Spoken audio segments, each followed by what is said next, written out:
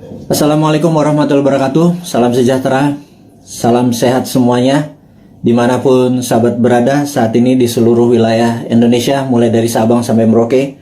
Kita tahu Jawa Bali saat ini masih PPKM level 4. Yang tertinggi itu berapa ya? Saya nggak tahu ya. Saya ini diajari begini-begini. Saya agak sedikit gaptek atau kadang-kadang misinformation. Level 4 itu tertinggi atau terendah? Saya kurang tahu, tetapi yang jelas level 4 itu mall belum dibuka kalau nggak salah, dan masih sama seperti yang selama 2 minggu atau 3 minggu terakhir kita mendapatkan di Jawa Bali. Jadi sahabat semua, kita tahu PPKM level 4 ini akan sampai tanggal 2 Agustus, dan hari ini informasinya yang terpapar sampai 45.000, naik lagi kemarin 28 ribuan, sekarang balik lagi ke 45 ribuan yang terpapar, dan ini sungguh sangat berat. Kalau hal ini terjadi, ini feeling saya aja ya, feeling saya sekali lagi, ini bukan sesuatu analisa atau dari data. Feeling saya kalau sampai tanggal 2 Agustus tidak juga turun, masih 30.000 sampai 40.000 yang terpapar, maka tujuannya sahabat semua ya, kita belum berbicara yang lain dulu, kita biar memahami kondisi saat ini. Jadi niat pemerintah mengadakan PPKM yang saya sampai sekarang lupa artinya apa gitu, mohon maaf, ngapunten pisan, ngapunten. Jadi yang jelas adalah kita waktu awal-awal Juli itu kita terpapar 30.000, 40.000, 50.000. Kemudian pemerintah berharap kalau itu turun sampai di bawah 10.000 yang terpapar per hari, maka itu adalah masa PPKM dilepas dan kita kembali berkehidupan sosial seperti biasa, normal gitu ya. Dan ternyata setelah kemarin PPKM itu gagal membawa ke angka 10.000, kemudian diperpanjang lagi, dan sekarang diperpanjang lagi setelah sampai tanggal 25, 26 diperpanjang lagi, sekarang diperpanjang lagi sampai 2 Agustus. Nah, yang diharapkan adalah dengan PPKM itu adalah pergerakan manusia, human movement adalah di bawah 50%. Tapi kalau bisa 70%. Tapi apa daya, faktanya hanya 15%, alias yang 80-an persen masih bergerak seperti biasa. Karena itu tidak ada perubahan yang signifikan, walaupun cukup ketat di sana sini membatasi, tetapi agaknya perut lapar dan kebingungan akan rekening di bank dan kantong menipis itu membuat logika beberapa sahabat kita yang 80% ini nggak bisa diam gitu ya, sangat bisa dimengerti. Dan pemerintah berat sekali kalau masih 15% yang berada di rumah, kemudian dicoba perpanjang lagi, dan faktanya hanya 20%-an yang berada di rumah, alias yang 80%-an masih keluyuran keluar. Walaupun makanan, bisnis sudah tidak banyak dibuka lagi, dan masukan dari beberapa teman yang dulu pada saat di rumah dia pakai Gojek, pakai GoFood, pakai pesan-pesanan online, food online, ternyata rekening bulanannya meledak. Tidak bisa juga dia belanja tiap hari pakai food online, dan ini membuat mereka mengurangi belanja online. Dan yang terjadi adalah banyak pengusaha yang pivot dari manual pindah ke digital, juga tidak dapat penjualan yang baik. Akhirnya banyak orang sekarang masak makanan di rumah. Jadi pebisnis yang tadinya pivot sebentar ternyata tidak survive juga. Itu adalah fakta-fakta yang terjadi. Jadi saya rangkum bahwa yang diharapkan adalah 50% orang berada di rumah, faktanya hanya 15%. Sampai 2 kali perpanjangan PPKM, tidak turun juga sampai di bawah 10.000, masih 40.000 yang terpapar per hari, 45.000 hari ini. Dan kalau begini terus sampai tanggal 2 Agustus, maka kemungkinan besar PPKM ini akan diperpanjang, baik itu di level 4 atau level 3. Cabenya mungkin pedesannya agak berkurang, tetapi kita harus melihat fakta. Sebentar lagi 17 Agustus gitu ya. Di sini masyarakat bergerak lagi. Jadi kalau itu bergerak lagi, masyarakat bergerak lagi, itu tidak pernah turun-turun di bawah 10.000, dan berita buruknya PPKM akan berkepanjangan. Jadi saya pikir masalah pemaparan COVID dengan PPKM ini terbukti tidak efektif gitu ya. Nah, mungkin kalau di setiap rumah dikasih duit 5 juta per 2 minggu, yang di daerah terpapar PPKM per kepala keluarga, mungkin mereka semua akan memilih diam, karena kalau mereka keluar mereka didenda 5 juta gitu ya. Kalau di dalam rumah dikasih 5 juta, jadi kalau keluar rumah di charge 5 juta. Mungkin orang Indonesia tuh memang mungkin jangan-jangan nggak bisa dipanis atau nggak bisa dihukum. Yang orang Indonesia tuh cocoknya adalah diberi hadiah atau diberi insentif. Jadi ya kepada kepala negara, pejabat saat ini, ya mbok pakai alternatif kedua, jangan dilarang. Kasih aja sudah duit, kasih vitamin gitu ya. Udah lepas aja, jangan-jangan ini pakai herd immunity, mungkin ya, karuan aja. Jadi ya vaksin diteruskan, vitamin dikasih setiap rumah, duit dikasih 5 juta sebulan gitu ya. Mungkin mereka akan manut sama pemerintah dan gagasan-gagasan ini tadi. Oke. Kemudian saya juga ingin mengabarkan bahwa kita mempromosikan yang namanya kibarkan bendera putih jika Anda atau sahabat semua punya masalah keuangan, masalah kesehatan, dan tugas sahabat semua adalah menurunkan bendera putih itu dengan menolong mereka. Jadi bendera putih itu adalah tanda bukan menyerah, bukan kalah. Itu adalah tanda Anda butuh pertolongan gitu ya. Kita bingung kalau bendera kuning nanti di sebagian wilayah dibilang kematian, tapi di daerah Makassar putih malah dibilang kematian. Tapi ini bukan itu masalahnya. Kita hanya ingin memberi signal dari sesama untuk sesama bahwa kalau ada bendera putih naik, tanya dia, tolong dia gitu ya. Tetapi saat ini pemerintah dan partai yang mendukung pemerintah agak sensi gitu ya. Dianggap gerakan bendera putih ini adalah gerakan politik yang menganggap kalau itu banyak bendera putihnya dianggap pemerintah ini tidak perform, dan bendera putih ini gerakannya dicoba diganti dengan memasang bendera merah putih, yaitu pejuang melawan COVID. Ini yang saya sedikit heran, kok sensitif banget sih ya pada saat orang atas nama kemanusiaan bergerak dicap mau berpolitik gitu ya. Enggak lah. Kali ini nih politik nomor 5 kali. Nomor 1 adalah humanitarian atau keselamatan sesama anak bangsa. Kalau pemerintah nggak bisa bantu, kita coba bantu dengan berkontribusi menurunkan bendera putih. Jadi bendera putih sekali lagi bukan gerakan politik. Dan kalau Anda, wahai pejabat, sekarang memutuskan untuk memasang bendera merah putih sebagai bentuk perjuangan terhadap COVID, kita dukung juga gitu ya. Bendera merah putih kita naikkan. Tapi kalau teman kita lapar, kodenya apa? Kalau ditaiknya bendera merah putih kan perjuangan gitu ya. Nah, tapi terlalu politik. Saya lagi, ini bukan politik. Nggak ada niat untuk kita yang mempromosikan bendera putih ini sebagai gerakan politik. Gerakan bendera putih adalah gerakan sosial. Tidak ada niatan untuk berpolitik. Anda aja yang menjabat. Toh 2024 Anda juga selesai semua jabatannya ya. Dan saya titip ya, tolong utangnya jangan banyak-banyak, karena kami repot bayarin utang Anda gitu ya.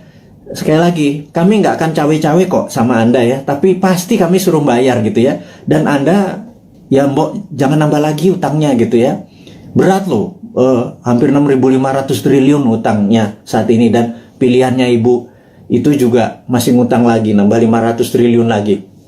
Itu kalau hampir berapa ya kalau nanti di akhir masa jabatan, hampir 10.000 triliun. Itu kalau bunganya 5% setahun itu 500 miliar, hanya 500 triliun hanya untuk bayar bunganya. Kasihan Pak, kita nih Pak, New Mind ini Pak, nyaurin utang gitu ya. Anda dapat nama sama pestanya, kita yang nyuci piring Pak. Ya kasihan dikit lah, kasihan dikit buat anak-anak New Mind yang nanti berkuasa ini ya Pak ya. Jadi wahai pejabat, sekarang Anda boleh lakukan apapun, tolong jangan nambah utang gitu ya. Pusing kita nanti bayarnya, anak cucu kita bayarnya. Dan tapi tenang, kalau New Mind berkuasa, Anda nggak diganggu kok, nggak ada masalah legal, nggak masalah buzzer menyerang Anda. Enggak lah. Anda aja yang pakai buzzer itu untuk membunuh karakter orang-orang yang tidak setuju. Silahkan Anda aja. Kita tidak akan balas. Itu bedanya. Kita akan mikul dhuwur mendem jero. Kita mendem rasa kita. Kita akan kelarkan ini. Tidak ada dendam di antara kita. Bahkan Anda ngutang, monggo. Tapi jangan banyak-banyak. Karena kita akan nyaur. Tenang ya. Saya nggak yakin Anda bisa nyaur atau membayar utang tersebut. Tapi New Mind bisa. Jadi sekali lagi, pesan kepada pejabat, Anda masih punya 3 tahun. Bendera putih bukan gerakan politik. Bendera merah putih Anda adalah gerakan politik. Anda mau berjuang melawan COVID, kita juga berjuang melawan COVID. Kita mau membantu sama, itu adalah gerakan kita. Anda nggak dukung, nggak apa-apa. Anda mau menjalankan 3 tahun lagi, monggo, silahkan. Kami nggak cawe-cawe. Tapi pesan satu aja, jangan nambah ngutang ya, gitu. Karena repot kalau ngutang diperpanjang. Karena pasti kami yang nyaur, kami yang ini. Anda sekarang silahkan terus kedua, Anda boleh menggunakan buzzer, silahkan membunuh siapapun yang Anda mau oposisi, Anda mau eksekusi dengan buzzer Anda, silahkan. Tapi nanti jangan harap, kami nggak akan gabung dengan oposisi, kami juga nggak akan gabung dengan itu. Kami anggap semuanya old mind ya, mau oposisi mau incumbent, kami anggap semuanya old mind ya. Sekali lagi kami ulangi, New Mind itu menganggap oposisi saat ini dan incumbent itu adalah old mind. Kenapa kami bilang oposisi itu adalah old mind? Karena sampai sekarang oposisi itu tidak juga memberikan solusi kepada pemerintah. Dan kedua, pemerintah saat ini bengep-bengep berjuang gelundang-gelundung sendirian, keberatan, ditolong, disaranin, gak denger, ya wis, kita cuma bisa ngasih saran, kita nggak pernah ngeritik loh, ngeritik kasih saran, atau ngasih saran sekalian, Anda nggak pakai silahkan, nanti kita pakai gitu ya. Jadi sekali lagi, New Mind itu bukan oposisi, New Mind itu bukan incumbent. New Mind adalah NKRI garis lucu, dah gitu ya. Jadi pesan kami sekali lagi kepada pejabat, jangan pernah ngutang gedean karena kasihan New Mind. Tapi kalau Anda bisanya ngutang ya monggo, yang penting hidup ini NKRI masih tetap nyambung. Tapi kita akan semangat terus melunasi utang Anda. Satu, yang kedua adalah kita tidak akan cawe-cawe. Kita nanti tidak akan punya buzzer gitu ya. Kita akan menggunakan semuanya baik, semuanya terbuka, semuanya pakai tepos seliro. Kalaupun saya nggak ngerti ya, saya mungkin nanti atau teman-teman akan sowan kepada senior-senior itu, gitu ya. Gimana ngurusnya waktu itu? Tapi yang New Mind tetap kita akan humble, rendah hati, dan tidak punya dendam. Ya, itu kita berita yang di awal dialog malam ini, di malam Selasa di tanggal 27 Juli. Di mana saat ini Santara alhamdulillah baru berusia 3 tahun, dan kami menyatakan perjuangan masih panjang untuk menolong UKM akar rumput. Kami baru saja menyalurkan total 3 tahun itu tidak sampai 200 miliar. Kami membutuhkan UKM yang masih membutuhkan dana, karena sekali lagi kami melihat bahwa UKM lah bisnis yang survive di masa krisis, yang tetap eksis di masa krisis adalah UKM. Terbukti tahun 98 UKM yang survive, tahun 2008 sewaktu subprime mortgage menimpa dunia, UKM-nya survive, dan tahun ini, tahun COVID, tahun pandemi, itu pun UKM yang bisa survive. Dan kita tahu UKM saat ini dianaktirikan oleh old mind, karena kita tidak bisa minjam kredit kita dibatasi, hanya daerah-daerah tertentu, harus punya jaminan dan lain sebagainya. Kalau sahabat punya masalah keuangan dan perlu pendanaan, Anda mau scale up, Anda mau meningkatkan penjualan, mau menambah cabang, apapun itu, yuk UKM datang. Kami, Anda mendaftar hari ini 10.000 UKM pun Santara bisa menelan dan membantu itu semua. Kami akan gulung komeng kerja keras seperti pemerintah saat ini membantu rakyatnya. Kita membantu sisi UKM-nya saja.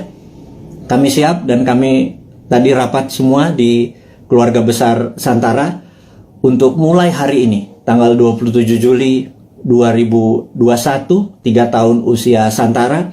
Kami siap tidak tidur siang malam, membagi jam kerja untuk membantu teman-teman agar UKM-nya bisa sukses, eksis di tengah krisis dengan pendanaan. Yang kedua adalah, kita tahu teman-teman investor, teman-teman yang mempunyai portfolio keuangan, kami sangat menyarankan, Anda saat ini mungkin punya tabungan, deposito, punya mencari tempat investasi, Anda tidak perlu investasi besar yang beresiko, seperti misalnya di dunia properti Anda harus beli tanah dulu, seperti di usaha-usaha yang lainnya.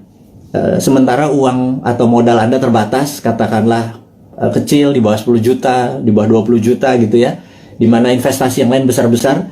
Urun dana adalah kita bersama-sama bergandengan tangan membantu UKM. Jadi underlying uang kita adalah UKM, dunia nyata, dunia real.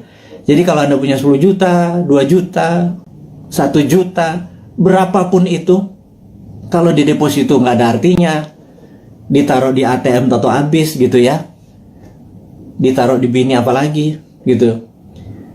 Nah, cobalah portfolio Anda, keuangan Anda mulai dibagi-bagi.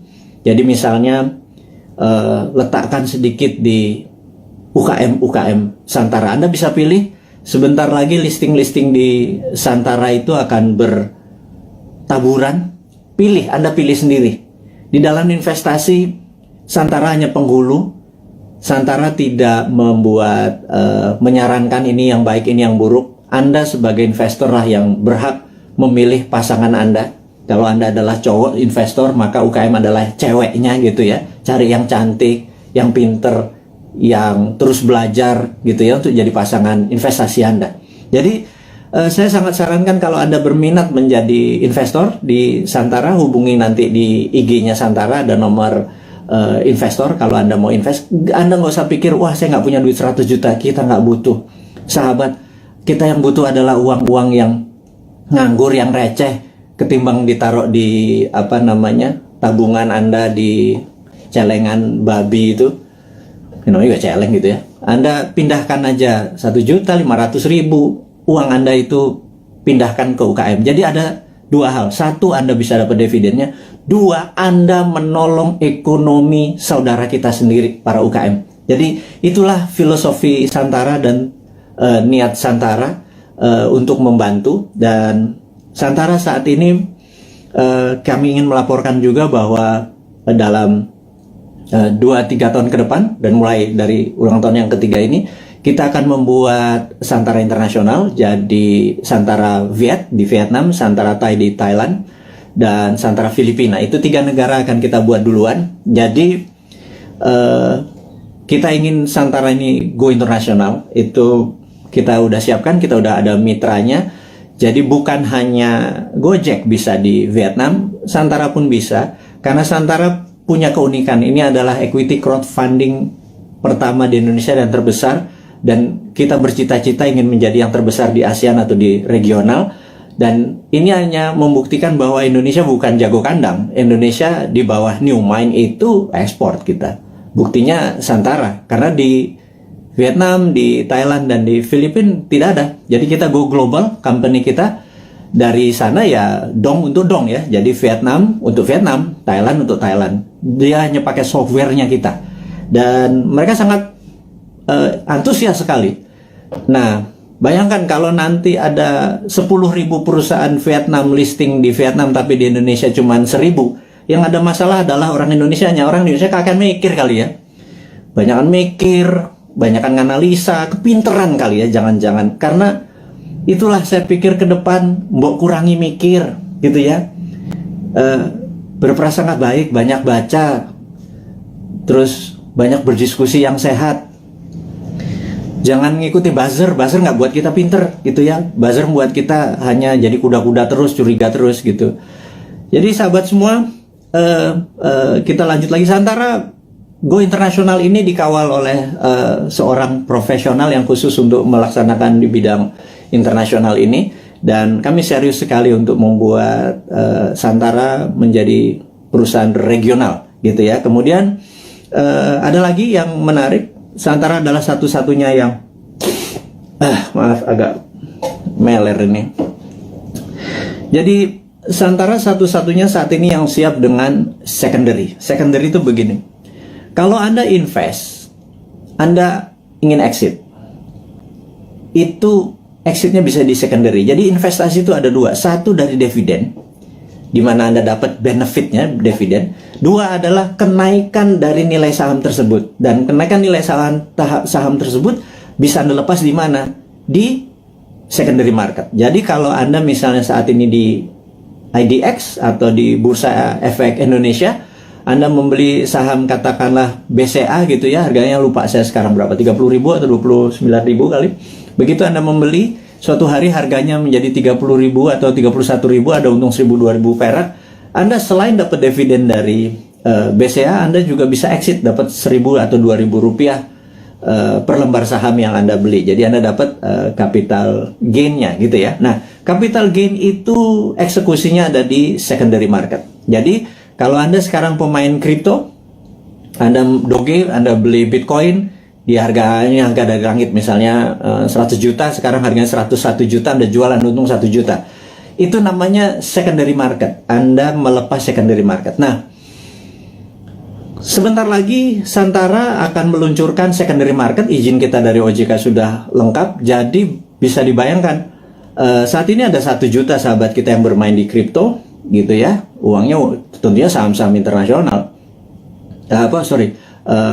koin-koin yang Anda main adalah koin internasional, jadi uang Anda sebenarnya menguntungkan negara lain. Terus kemudian di Bursa Efek Indonesia juga ada sekitar 1,2 juta investor yang setiap hari ada di floor saham untuk jual beli sahamnya.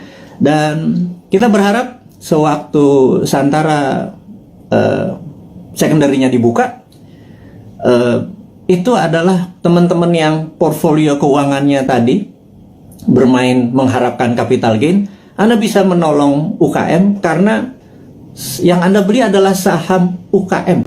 Benar-benar ada sektor realnya, yaitu membantu sahabat UKM di Indonesia.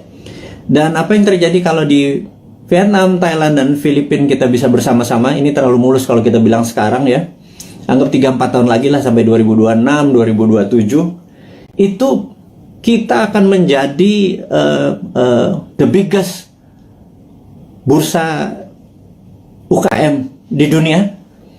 Dan ini akan membuktikan bahwa Indonesia sekali lagi bukan jago kandang. Indonesia memang layak 2045 menjadi superpower country. Sekali lagi, Indonesia tahun 2045 layak menjadi superpower country.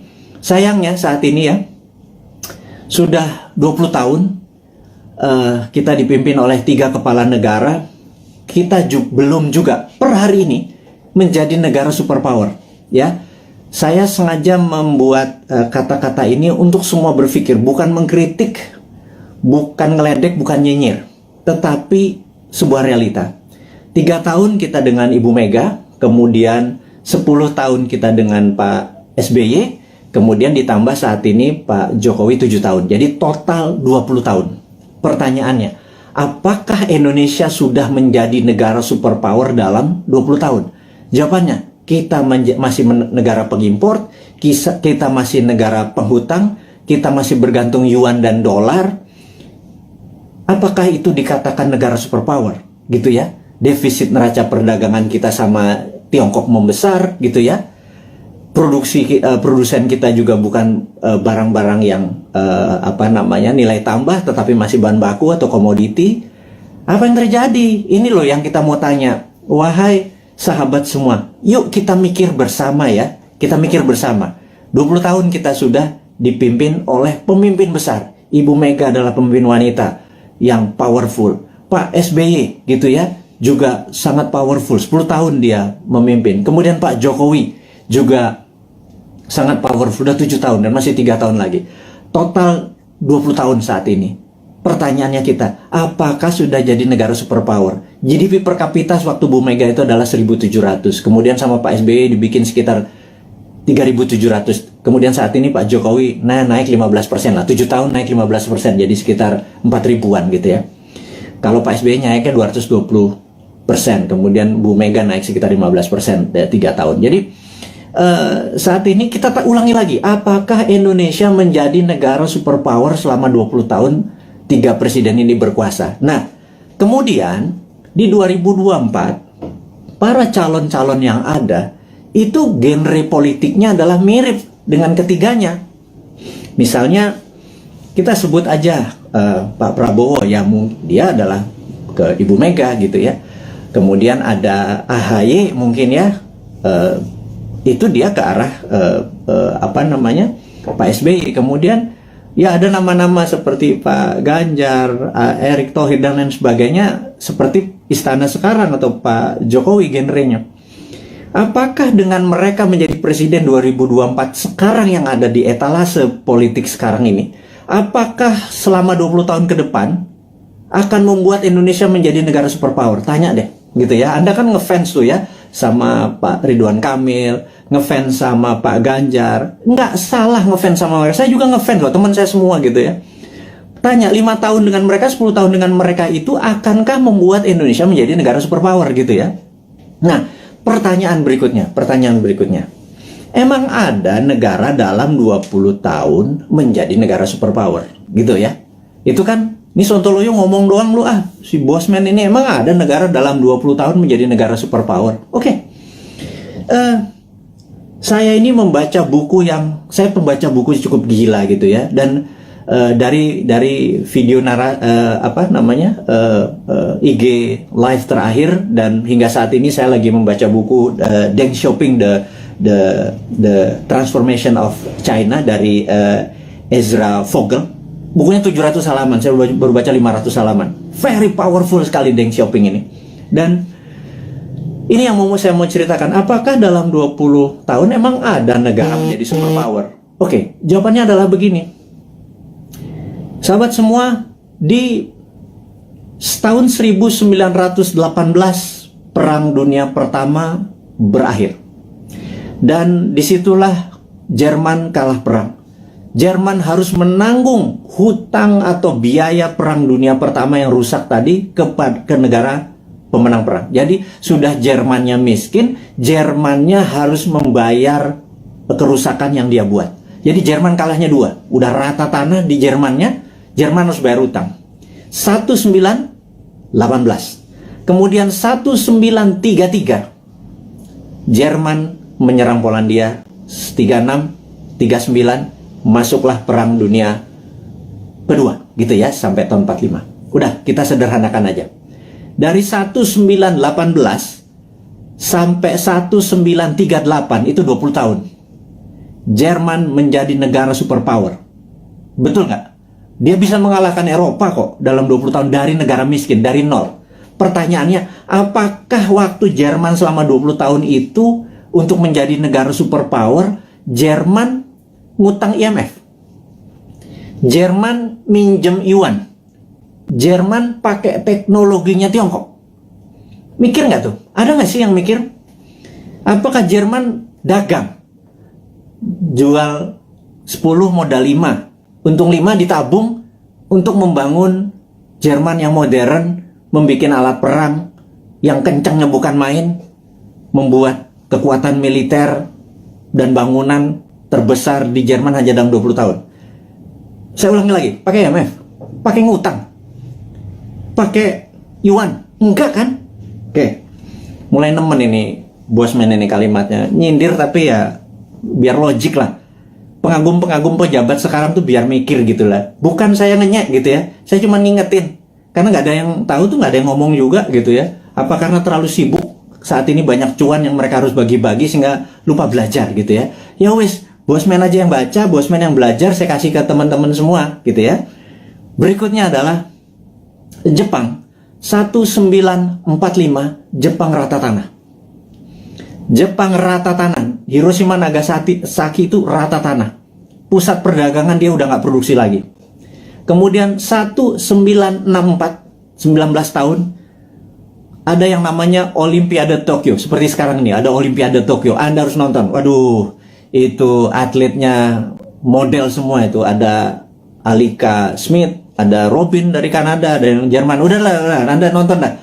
Jangan kebanyakan nonton acara sinetron di Indonesia, itu nggak ada pelajaran apa-apa itu. Sekarang udah sehat, kita semangat nonton Olimpiade yang saat ini ada di Tokyo gitu ya. Oke, balik lagi ke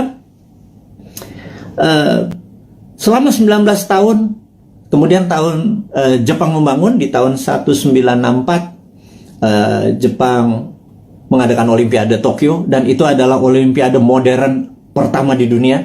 atlet-atlet yang datang ke sana terkagum-kagum, kok bisa Jepang menjadi negara yang sangat maju gitu ya di dalam tahun 64 itu. Dan kemudian tahun 80-an alias 20 tahun setelah itu, kita bicara tahun 80-an, ada Sony, ada Toyota itu menguasai dunia seperti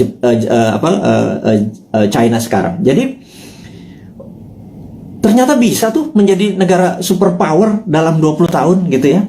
Nah, kemudian tahun 79 Tiongkok, jangan tanya, Tiongkok rata tanah. Mao Zedong itu merusak semuanya, membakar orang-orang pinter, buku dibakar. Sampai orang yang Mao Zedong tidak sukai berkuasa atau mendapat kesempatan memimpin yang namanya Deng Xiaoping. Deng Xiaoping ini dalam pidatonya sering mengucapkan kata-kata demokrasi. Sangat menarik. Demokrasi ini bukan berarti hanya pemilihan langsung, tapi demokrasi ini adalah semua orang yang berprestasi itu boleh mendapat jabatan yang tertinggi. Jadi orang berprestasi bukan karena dia membantu pemenangan terus dijadikan komisaris, bukan ya, bukan seperti itu ya. Jadi benar-benar berdasarkan merit atau prestasi, namanya meritokrasi. Nah, demokrasi ini adalah membebaskan semua orang yang berprestasi untuk menduduki jabatan penting. Nah, Deng Xiaoping memepet Ronald Reagan di tahun 80-an dan Amerika banyak membantu Deng Xiaoping yang mengatakan dia akan mengikuti apa yang negara demokrasi mau. Ini yang saya bilang dia main tiga kaki. Kemudian dia harus memilih. Dia berpihak ke Rusia, Soviet, atau ke Amerika. Dia main dua kaki. Ke Soviet sesama komunis, ke Amerika pura-pura ikut demokrasi. Di tahun 1989, Deng Xiaoping menghadapi sebuah dilema yang besar di mana demokrasinya meminta banyak korban, dan disitulah ada dua pilihan: soft power ikut demokrasi atau hard power China mulai berdiri sendiri. Akhirnya Deng memilih pilihan kedua. Disikat 10.000 mahasiswa di Tiananmen Square, dan disitulah muncul Tiananmen Papers. Jadi efeknya adalah seluruh investor keluar dari Tiongkok pada saat itu. China alone, China sendirian. Di tahun 89, para petinggi PKC, Partai Komunis Cina, memutuskan fuck IMF. Nah, kalimat gue ngomong gini nggak apa-apa ya. Kemudian dia mengatakan waktu ada Tiananmen, Gorbachev itu ada di Tiongkok. Deng Xiaoping di bukunya bilang Gorbachev goblok katanya gitu. Nah, akhirnya benar, perestroika dan glasnost-nya Gorbachev merubuhkan Uni Soviet gitu ya. Sementara Deng Xiaoping dengan protokol Tiananmen-nya membuat China 89 ya, sendirian, semua ditinggalin sama perusahaan-perusahaan asing. Dia mulai memprinting renminbi dengan yuan dan lain sebagainya. Itu udah saya lama ceritakan. Puncaknya adalah tahun 2008 pada saat Olimpiade Beijing. Jadi tahun 1989 sampai 2008 adalah 19 tahun. Oke, kita buletin aja. 20 tahun. China menjadi negara superpower. Sekali lagi, sejak saat itu sampai sekarang 20 tahun kemudian 2013, China punya policy mulai ofensif, mulai menyerang, mulai keluar untuk membuktikan kedikjayaannya dia. Selama 3.000 tahun, Tiongkok adalah negara trader terbesar di dunia. 200 tahun terakhir, Eropa masuk ke Shanghai, ke Beijing, dikasih narkoba, opium, membuat goblok orang-orang Tiongkok, dan membuat Deng Xiaoping bilang, kita harus merebut balik. Kemudian apa yang terjadi 20 tahun setelah tahun 89, tahun 2008 adalah puncak ekonominya Tiongkok, dan sekarang dia terus berjalan. 20 tahun kemudian, dalam 40 tahun, Tiongkok kembali menjadi negara trading terbesar di dunia dan negara kedua terkaya setelah Amerika. Sekali lagi, sahabat semua, ini membuktikan bahwa dalam 20 tahun harusnya Indonesia bisa menjadi negara superpower. Setidaknya route to become superpower country. Nah, 3 tahun Bu Mega, 10 tahun Pak SBY, dan 7 tahun Pak Jokowi, dia sudah do the right thing. Sekali lagi, sudah do the right thing. Ke depan, 20 tahun ke depan, sampai 2045, Indonesia untuk menjadi negara superpower, apakah genre old mind Anda masih mau pakai? Kalau Anda mau pakai ya silakan, karena ini kan demokrasi, gitu ya. Tetapi kalau Anda mau memakai new mind, ini persis seperti apa yang Tiongkok lakukan, seperti Jerman lakukan, seperti Jepang lakukan. New mind punya konsepnya.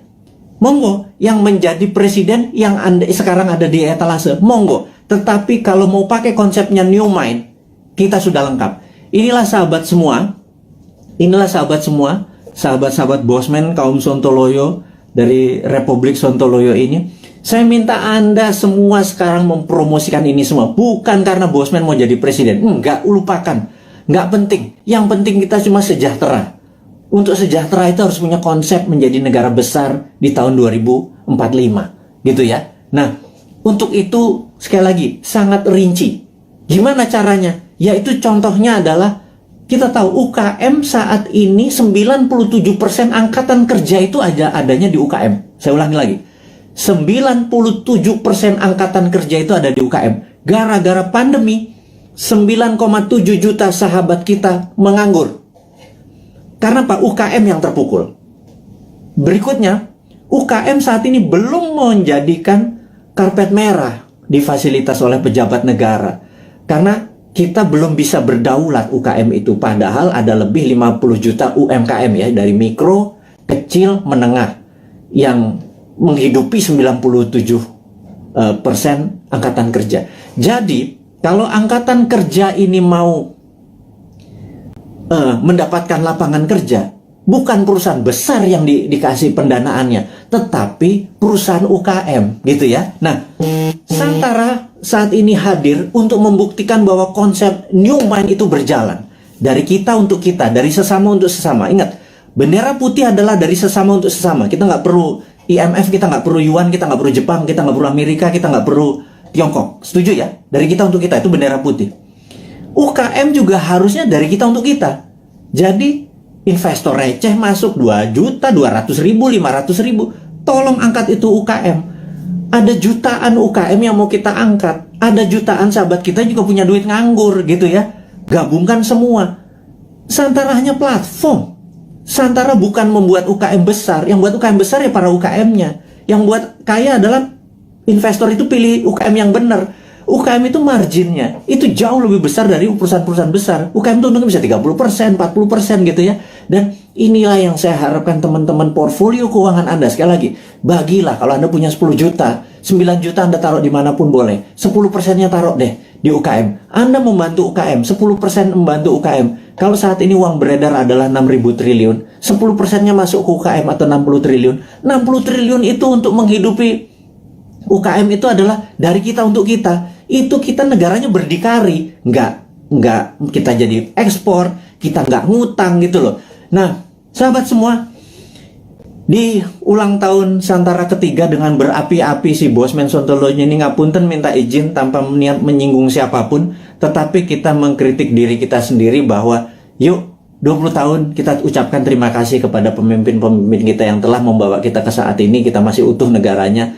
Dan ke depan kita harus mempunyai konsep baru. Konsep baru ini adalah yang kita akan lakukan adalah membangun akar rumput, gitu ya. Membangun akar rumput ini adalah bisnis akar rumput kita bantu, adalah investor akar rumput kita bantu. Jadi itu adalah informasi. Dan ini terakhir berita internasional. Jadi ada 3 step tadi ya, lokal tentang pandemi, bahwa kita belum melihat pandemi ini akan berakhir sampai habis 17 Agustus sampai Agustus, belum melihat.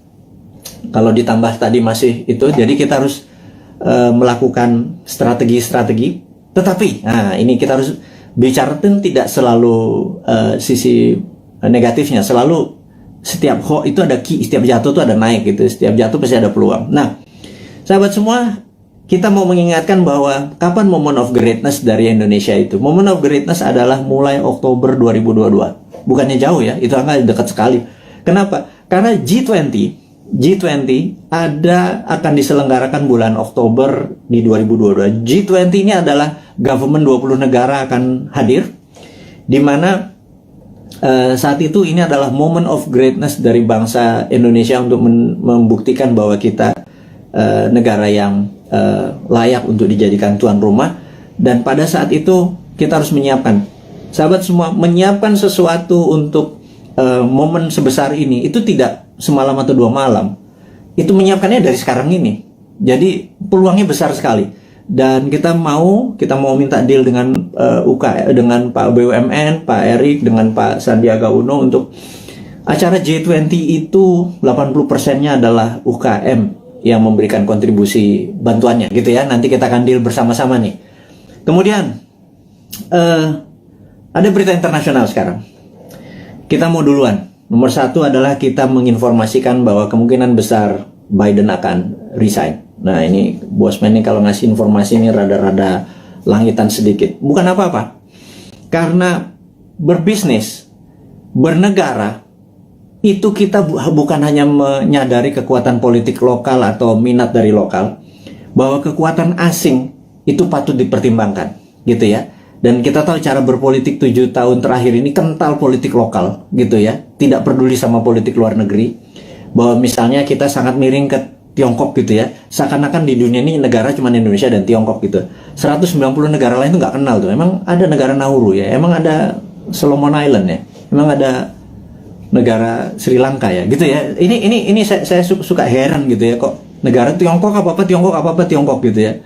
Nah, kita cuma mengingatkan itu kan old mind, cuma satu negara yang ada di kepala mereka. Kalau new mind negara itu 190 negara gitu ya. Nah, kita harus melihat bahwa kemungkinan besar Biden akan resign. Hanya sekedar mengingat bahwa kita tahu Trump waktu kalah itu ada yang mengatakan 4 negara bagiannya direkayasa, dan pada saat malam sebelum pelantikan Biden melakukan lobby, dan ini saya ceritakan kepada sahabat semua ke Pentagon.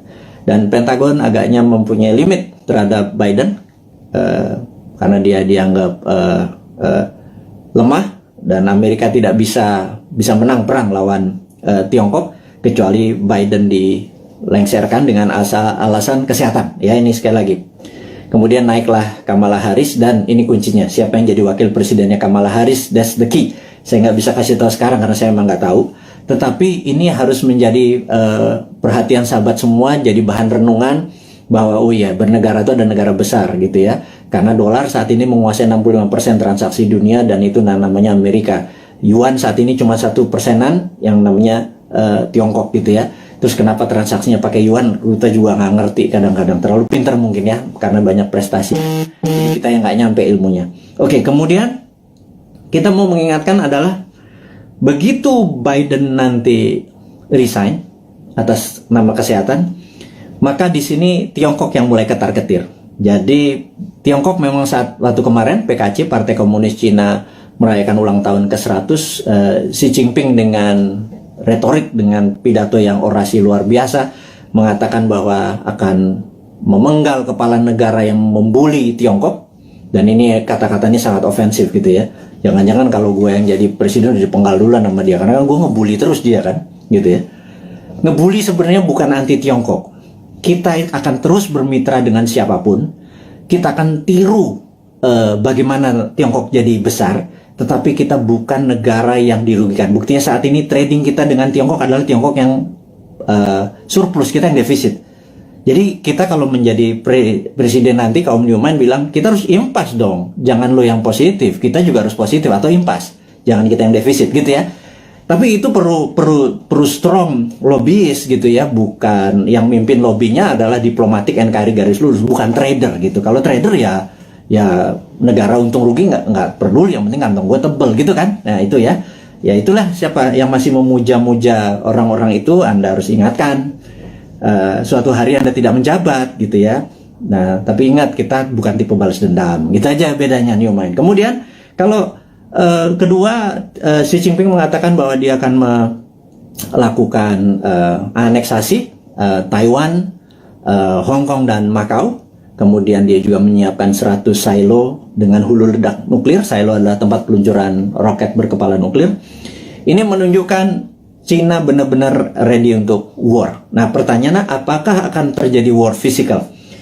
Di sini kita mau mengingatkan bahwa sewaktu kita melihat dari sisi Amerika, apakah Amerika akan melakukan naval war? Karena perang China sama Amerika battlefieldnya atau tempat perangnya adalah Laut Cina Selatan. Karena perangnya laut, maka perangnya naval. Naval itu adalah perang kapal. Jadi kapal Amerika mungkin mepet sampai China, Tiongkok sisi barat, sisi timur. Kemudian sebelum mepet tersebut, roket-roketnya Tiongkok langsung mukulin kapal di navinya kapalnya Amerika. Tapi kayaknya nggak mungkin, karena itu tidak berefek kepada mainlandnya Amerika. Dan perang di laut itu mahal, gitu ya. Perang di laut itu mahal. Jadi sahabat semua, apa yang dilakukan kalau perang ini terjadi? Perangnya ada dua, yang kita sebut ini perang baru. Perang baru, saya baru baca bukunya soalnya. Saya ini kaget-kaget dengan istilah baru. Saya nggak yakin para pejabat sekarang sempat baca. Jadi ya udah kita ajarin aja mereka dengan ini, namanya invisible war atau perang yang tidak terlihat. Perang tidak terlihat ini ada dua. Nomor satu, kita tahu bahwa Amerika punya angkatan ke-6 yang namanya Space Army, ya. Angkatan ke-6 Space Army Amerika ini yang perangnya nanti perang bintang atau Space War, karena dia punya orbit tertinggi. Jadi orbit posisi satelit, posisi orbit satelit Amerika itu di orbit tertinggi, karena posisi dia di atas dari 1000 satelit Cina. Kita tahu di dunia ini ada sekitar 20.000 satelit. 60% adalah milik Amerika. Cina cuma 1000.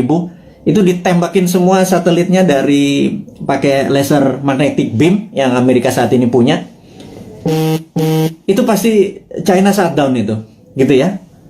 Kemudian kita mau mengingatkan lagi, invisible war kedua adalah pandemi, gitu ya.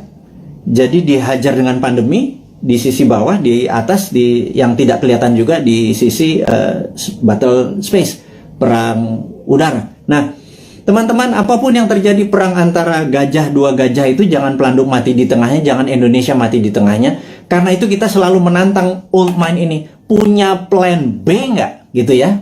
Sekali lagi, punya plan B nggak kalau benar-benar ini terjadi? Karena kapanpun bisa terjadi. Anggap tidak terjadi, tapi kan plan B tetap harus punya, gitu ya. Gitu. Misalnya kita tanya lagi, kalau vaksin yang 150 juta sudah divaksinin semua warga Indonesia, tetapi tetap aja COVID tetap merajalela, punya plan B nggak? Gitu ya. Nah, kalau nggak punya plan B, ini bernegara model apa sih kalian itu, gitu ya? Nggak ngerti geopolitik luar negeri, nggak ngerti pandemi, bahwa itu adalah war tool, strateginya adalah gagap, gitu ya.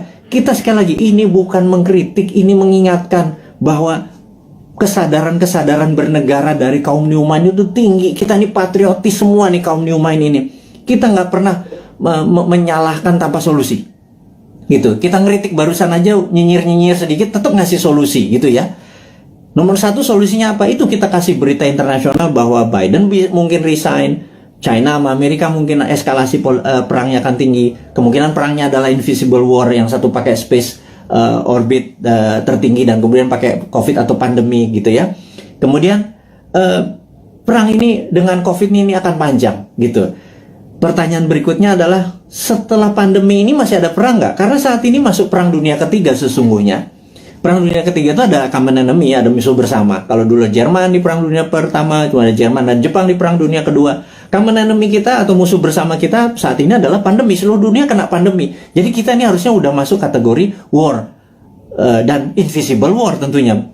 Musuh kita tak terlihat. Ini kita harus gandengan tangan sesama apa namanya, human atau homo sapien ini, sesama makhluk yang namanya manusia ini, gitu ya. Jangan lagi bilang membeda-bedakan agama, ras, suku, dan lain sebagainya negara. Jadi untuk perang lawan pandemi ini kita benar-benar satu saudara semuanya. Nah, yang harus diingatkan lagi adalah setelah pandemi ini kemungkinan besar, dan kita udah ngomong tahun lalu, kemungkinan besar ada yang namanya climate war atau perang cuaca. HAARP atau HARP saat ini sudah mulai saling tembak. Dan dulu selama 10 tahun biasanya di Alaska antara Rusia sama Amerika. Nah, HARP ini, Amerika pernah nembakin HARP ini membuat kelangkaan gandum, sehingga gandum di Timur Tengah kurang karena tidak bisa disuplai oleh Rusia. Rusia dikerjain, waktu itu kering kepanjangan. Kelaparannya di Timur Tengah membuat peristiwa Mesir terjadi, gitu ya. Ini semua ada relasinya dan sudah berhasil merubah. Jadi climate war ini akan membuat kelangkaan pangan. Nah, itu dunia ya, bukan Indonesia saja. Indonesia ini punya kelebihan, yaitu punya 2 musim. Musim hujan, lupa gua. Musim durian juga masuk harusnya ya. Musim kawin segala macam, lupa gua. Jadi bukan musim hujan dengan musim kemarau saja. Indonesia ini 90% wilayah yang mengandung air, H2O maksudnya. Kemudian alamnya ada vulkanik, tektonik, dengan setiap saat Allah memberikan, alam memberikan pupuknya. Kemudian kita juga memiliki laut yang menghasilkan ikan. Kita ini komplit sehingga Indonesia bisa menjadi, seharusnya kalau di bawah New Mind nanti, Indonesia menjadi the biggest food country. Kita akan banyak membangun food estate. Itu adalah solusi. Dimana pada saat selesai pandemic war, perang ini, kita akan menghadapi perang cuaca atau climate war, dan kita harusnya menjadi rule the world dengan cara itu. Jadi 2045 Indonesia benar-benar menjadi negara superpower gitu ya. Itu kita kasih bocoran-bocoran seperti ini terus untuk mengingatkan bahwa udahlah 20 tahun ke depan bisa Indonesia menjadi superpower, tetapi tidak bisa dengan cara old mind, dengan cara new mind. Ini loh konsepnya new mind, kita berikan papersnya, kita berikan konsepnya, kita berikan orang-orangnya juga. Kalau Anda nggak, ini kita sepaket kok. Kita sering diskusi, kita banyak, ada sekitar 50-an sahabat-sahabat Bosman, berapa profesor segala macam. Terus saya bukan sendirian. Mana mungkin sih saya bisa buat video setiap hari segitu banyak, dan ilmunya adalah ilmu terupdate. Itu kalau nggak dengan profesor-profesor yang berada di sekeliling saya yang benar-benar mencintai tanah air ini dan benar-benar memahami geopolitik dan geostrategi. Itulah para kontributor yang terus membuat New Mind selama 3 tahun ke depan menjadi pintar.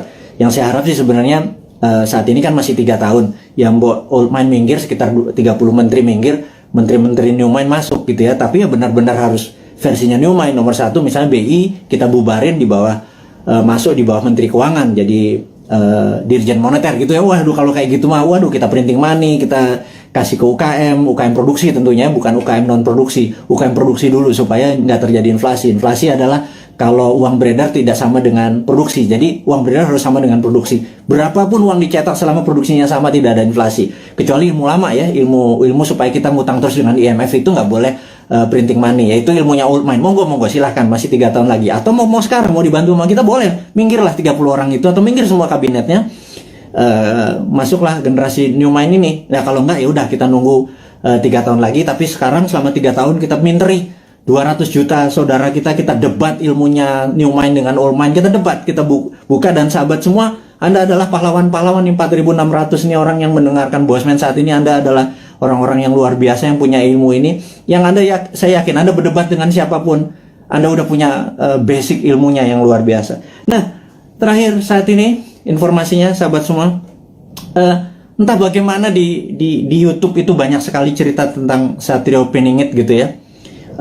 Ini saya mau meluruskan lagi. Satrio Piningit adalah dulu Jayabaya menyatakan pada saat ada goro-goro, dan corona ini dianggap goro-goro yang meruntuh lantakan dunia, ini akan muncul Satrio Piningit atau Satrio yang dipingit gitu ya, dipingit, diumpetin gitu ya. Dan ada yang mengatakan Bosman ini video-videonya dia keluar tapi orangnya nggak keluar. Ini jangan-jangan Satrio Piningit. Saya bilang ini kurang ajar ini. Saya bilang jangan pernah menyebut Satrio Piningit itu Bosman. Nggak ada urusan, sekali lagi. Saya nggak pengen disamakan karena niat saya bukan begitu gitu ya. Terus ada yang bilang bahwa Pak Soekarno itu Jawa Timur atau Majapahitan, Pak Harto Jawa Tengah atau Mataraman gitu ya. Kemudian Pak SBY adalah Jawa Timuran, Majapahitan, Pak Jokowi Jawa Tengah, Mataram. Sekarang sudah masanya balik lagi ke Jawa Timur, Majapahitan, Bosman arek Jawa Timur, terus cocok Majapahitan. Saya bilang lo gila, lo analisa kayak gitu jangan ya. Tolong hal-hal seperti begini jangan diucapkan karena itu nggak penting gitu ya. Memang itu folklore atau cerita rakyat. Oktober 2022, yuk kita bareng-bareng membantu UKM. Kemudian kita tahu bahwa pandemi ini masih lama karena memang didesain atau pandemik atau pandemi yang diplan, yang direncanakan, ada yang ditarget. Kita terus menjaga kesehatan, dan kepada tenaga medis, tenaga kesehatan, kami semua di belakang Anda, jangan pernah menyerah. Terima kasih Anda sudah memberikan hati Anda, tenaga Anda. Saya dan kami cuma bisa mendoakan bahwa terbaik buat Anda, keselamatan buat keluarga Anda, terus menjaga kesehatan. Dan kepada sahabat semua di Indonesia dan dimanapun Anda berada, kaum NKRI Garis Lucu ini, teruslah mendoakan kita supaya menjadi yang terbaik, saling membantu sesama. Hairul kalam, saya ucapkan terima kasih. Wassalamualaikum warahmatullahi wabarakatuh.